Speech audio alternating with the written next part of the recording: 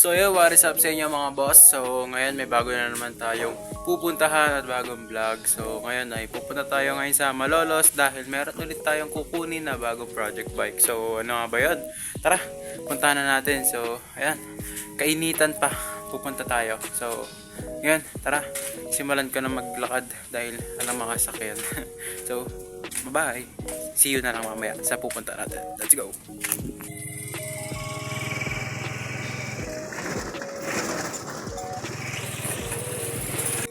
Yan, get na natin. Ito si Bossing.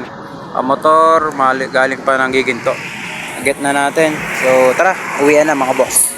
Tara na natin. Pauwi na tayo. Sheesh.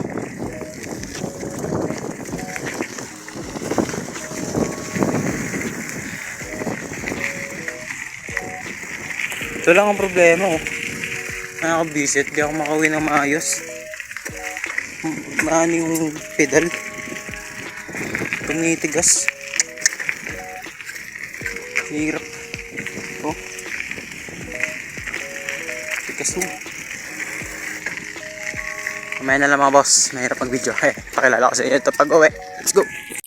So what is up sa inyo mga boss? So nakauwi na nga tayo ng bahay. So ngayon, pakilala ko muna sa inyo yung ating bagong project bike. So, asa na nga ba siya? Ito. So, tara. Tingnan niya at silipin niya itong bagong ating project bike. So, tara. Let's go! So yun na nga mga boss at nakauwi na tayo. So ito yung ating bagong project bike. Ano siya, platinum na RZ, di ko mabasa kung anong ibig sabihin niya. Basta platinum siya na 27.5 alloy naman. So ayan ang condition niya. So ang issue niya is ayan, walang grips. Alloy naman na to. Tapos ito sira yung brake lever sa harap, pero papalitan naman natin yan ng mga levers saka shifters. Tapos ayan, may preno siya sa harap, di nga lang mapreno at putol yung lever. So ito, ang sikip ng niya, ang hirap niya iliko eh. Ang sikip ng pagkakahigpit dito. Pauwi ako kanina, hindi ko mapihit. So next is ayan, alloy naman di seat post. Tapos ito alloy din yung kanyang pedals. May pedals yung kanyang crank. Yung pedals niya palitin na. Naglalak yung kabila. Hirap i-pedal kanina. Tapos ayan, hindi ko alam bakit nangyayari din yun. Siguro wala ring dahil walang kable. Sabi kanina nung ka-meet up ko is yung may-ari nito, yung seller, gumagana din shifter niya dito. Kanina nung pauwi ako, ship ako ng ship. Ba't ka ako ayaw? Tsaka dito ayun na, nagkiklik na ako pero ayaw umusad. Tingin lang ko ng tingin sa baba, yung pala wala pala mga kable. Napansin ko lang nung bakit ka ako ayaw.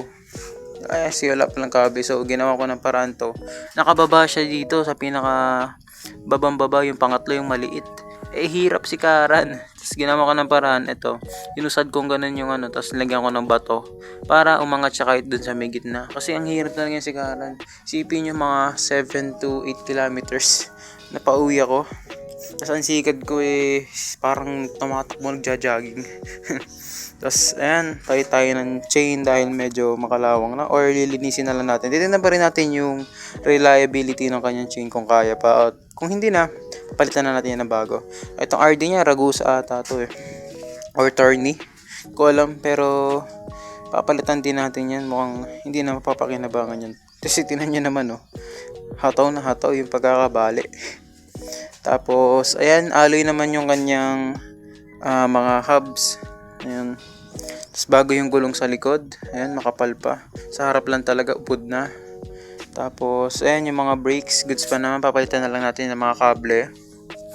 Tapos ito, tatanggalin natin yung kanyang FD. Yung cogs niya is 1, 2, 3, 4, 5, 6, 7, 8 speed na siya. Kapitan din natin yan ng 8 speed na shifters. And then palit siya ng pedals. So yung sa gulong, hindi ko alam kung papalitan natin. Hanap tayo sa second hand ng mga goods pa. So ito, ilo-lower din natin yan syempre. Tapos ito, sa kanyang fork, hindi na working. So hindi ko alam kung paano gagawin. Kung stock up na lang na gagawin natin ng ganyan. Pero gagawin natin yan ang paraan niya. Sana mapagana natin. So yun lang. So isang mabilisan lang na meet up kanina. Kasi kaninang umaga nabenta na natin yung Pro Max. So meron na naman tayong another budget para sa bagong project bike natin, which is ito nga. Hindi na ako nag-atubili at kinuha ko agad kahit wala ng check. Tanong lang na issue.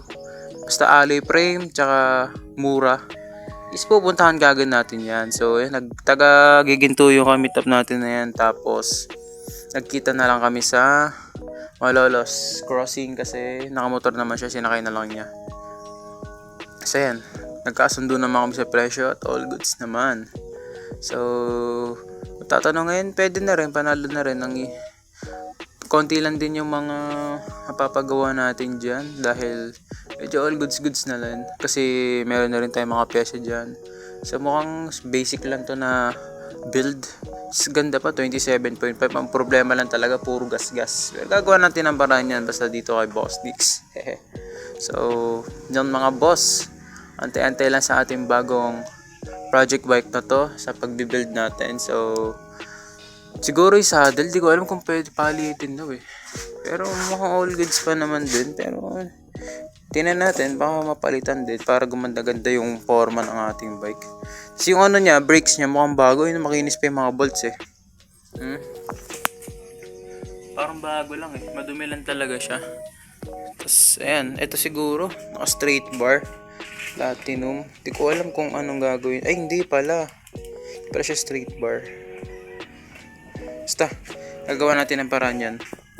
So, yun lang mga boss. Hanggang dito na lang muna ang ating Platinum Project Build na Part 1. So, abang-abang na lang sa Part 2 ng ating project bike, Platinums. So, yun lang mga boss. Hanggang dito na lang.